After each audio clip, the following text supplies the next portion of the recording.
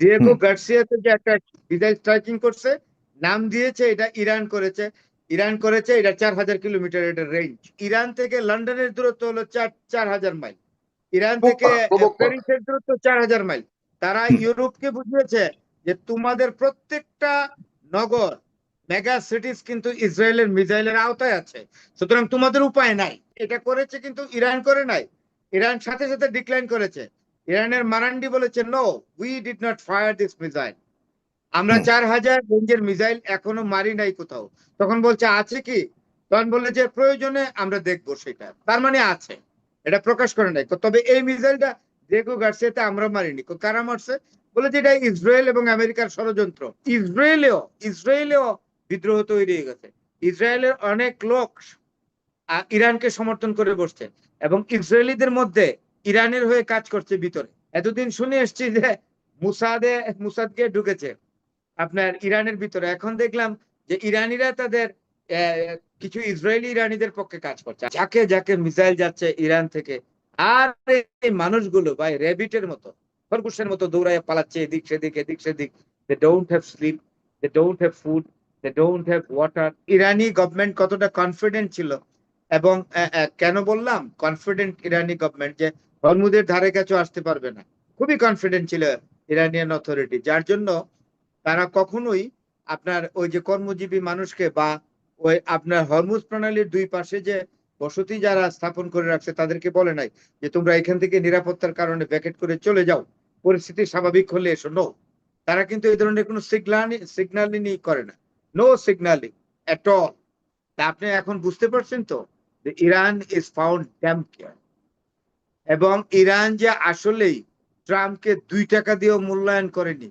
এবং মানে ট্রাম্পের কথা যে আসলে তেজপাতারও একটা ওজন থাকে, সেরকম ওজনটাও যে ইরানের হাতে না, কাছে নাই ট্রাম্পের কথা, এটা পরিষ্কার বোঝা গেছে। এখন সবচেয়ে বড় কথা হলো এই, যে ইরান এখন যদি, ইরান ধরেন জিতেই গেল, আর যদি যুদ্ধ না হয়, আর আমেরিকার যুদ্ধ চালাবেও না। আর সবচেয়ে বড় কথা, আমেরিকার যে বিজনেস সবকিছু শেষ হয়ে গেছে। এবং আপনাকে আমি আরেকটা কথা বলি, ইরা আমেরিকাতে যে ইহুদিরা বসবাস করে তাদের মধ্যে দ্বিমত তৈরি হয়ে গেছে, যে না আমাদের আমেরিকান ইহুদিরা তো অস্ত্রের ব্যবসা করে, বড় বড় বিজনেস করে, ওয়ার্ল্ড ট্রেডিং, এরা এক্সপার্ট সবকিছু। এদের বিজনেস নষ্ট হয়ে যাচ্ছে, এটা তো বেনিয়া জাতি ইহুদিরা, বুঝেন না? এমনকি ইসরায়েলেও বিদ্রোহ তৈরি হয়ে গেছে। ইসরায়েলের অনেক লোক ইরানকে সমর্থন করে বসছে, এবং ইসরায়েলিদের মধ্যে ইরানের হয়ে কাজ করছে ভিতরে।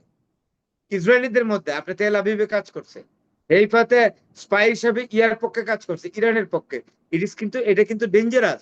এতদিন শুনে এসছি যে মুসাদকে ঢুকেছে আপনার ইরানের ভিতরে। এখন দেখলাম যে ইরানিরা তাদের কিছু ইসরায়েলি ইরানিদের পক্ষে কাজ করছে। আসলে শোনেন, নেতানিয়াহুকে নিয়ে ইসরায়েলের যে জনসাধারণ খুব টায়ার্ড হয়ে গেছে। এটা কোনো লাইফ না। এক একবার যাকে যাকে মিসাইল যাচ্ছে ইরান থেকে।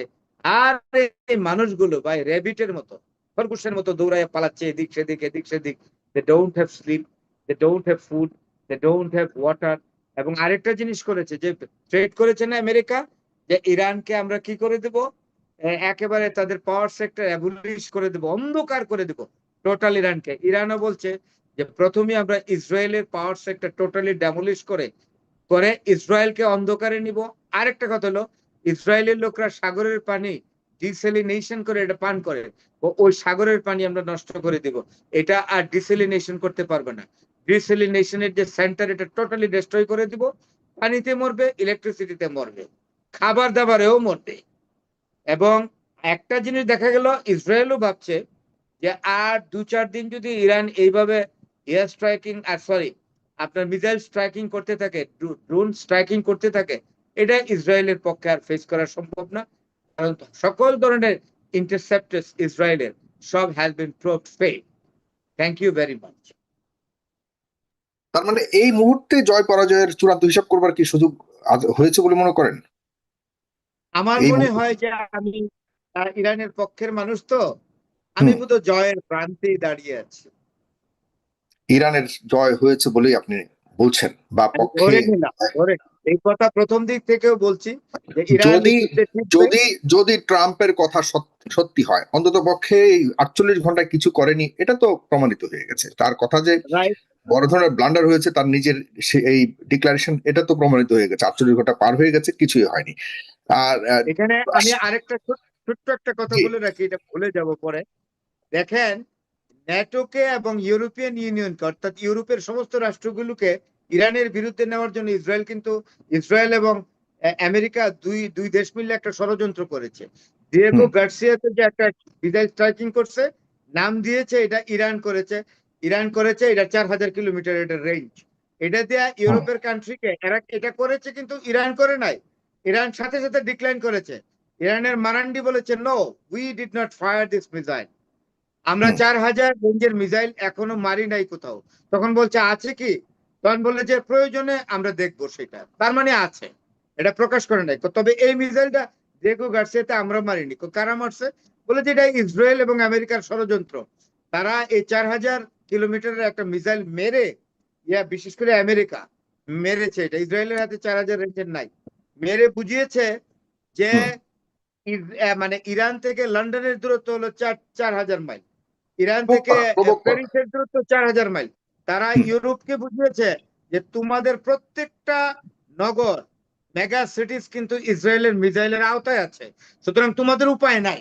তখন ইরানকে ধ্বংস না করলে তোমরা কিন্তু ইরানি মিসাইলের শিকার হবে এবং তোমাদের সিকিউরিটি শেষ হয়ে যাবে।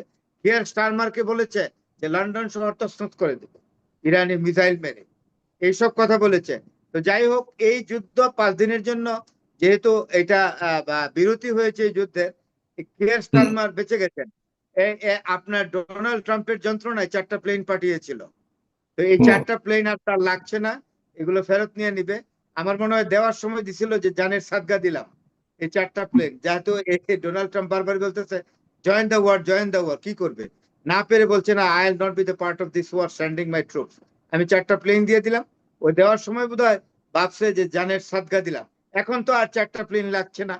তো এখন গিয়া কিয়ার স্টারমার চার্চে গিয়া যিশু খ্রিস্টের কাছে গিয়ে বলবে, oh Christ save me, you have save me, thanks. ধন্যবাদ। ধন্যবাদ আপনাকে। প্রিয় দর্শক, আমাদের এই দুজন আলোচকের কাছে, দুইজন যারা বিশ্লেষণ করছেন যুদ্ধকে একদম স্পষ্ট ভাবে আমাদের সামনে প্রতিনিয়ত, তাদের কাছে আপনাদের কোনো প্রশ্ন যদি থাকে, এই দুজনের আলোচনার পর, প্রথমার্ধে আলোচনার পর আমি লিঙ্ক দিয়ে দিব, জুমের লিঙ্ক, সেটি ধরে আপনারা প্রশ্ন করতে আসতে পারেন। সেজন্য আমি পাশাপাশি আপনারা যেটি করতে পারেন, আমি ইউটিউবের কমেন্ট বক্সে মেম্বারশিপ জন্য, আমাদের ফেস দ্য পিপলের মেম্বারশিপ যদি আপনারা নিতে চান, তাহলে সেখানে ইউটিউবের লিঙ্ক দেওয়া আছে, পিন করা আছে কমেন্ট বক্সের উপরে, সেটি ধরে সেখানে মেম্বারশিপ যে অপশনটি আছে, সেই মেম্বারশিপে আপনারা মেম্বার হয়ে সবসময় আমাদের লাইভের নোটিফিকেশন পাবেন এবং সার্বক্ষণিক আমাদের সাথে যে কোনো বিষয়ে যে কোনো সময় আলোচনা চলাকালীন আমাদের সাথে যুক্ত হতে পারবেন সহজে।